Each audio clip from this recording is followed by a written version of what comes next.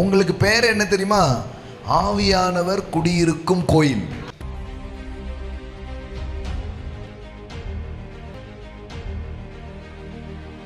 இப்போ தாவீது கூட ஆவியானவர் இருந்தாரா இல்லையா? இருந்தார். அவன் பாவம் செய்கிறான். பட்சேபால் இடத்திலே அவன் பாவம் செய்கிறான். பாவமா இல்லையா? பாவம் தான். Sin is sin. ஓகே. ஆனால் பைபிள் சொல்லுகிறது, இப்போ தாவீது ஜெபிக்கிறான். எப்படி ஜெபிக்கிறான் தெரியுமா? ஆண்டவரே, உம்முடைய பரிசுத்த ஆவியை என்னிடத்திலிருந்து எடுத்து கொள்ளாதீரும். அப்போ என்ன அர்த்தம்? அவர் போகவே இல்லை.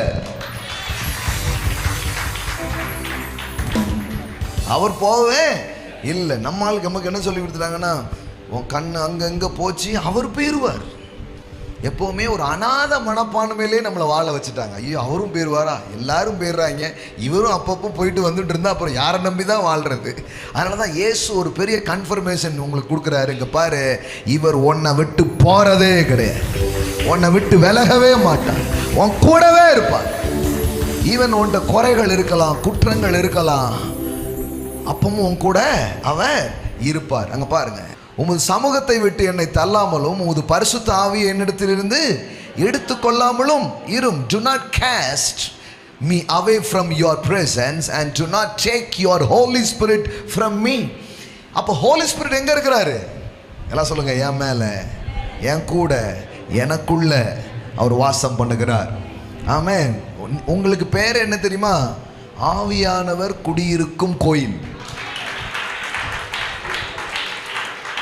அதனாலதான் பவுல் அப்போஸ்தலன் சொல்றாரு, ஆமென், நீங்கள் அறியீர்களா, நீங்கள் தேவனுடைய ஆலயம் என்றும் தேவனுடைய ஆவியானவர் உங்களில் வாசமாய் இருக்கிறார் என்றும் நீங்கள் அறியீர்களா அப்படின்னு சொல்லி கேட்கிறாரு. பக்கத்தில் பார்த்து கேளுங்க, நீங்கள் அறியீர்களா?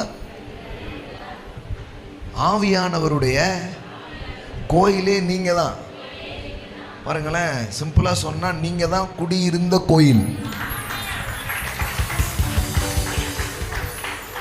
ஆமென். எல்லாம் சொல்லுங்க, பல கோயில்கள் சபைக்கு வந்திருக்கிறது.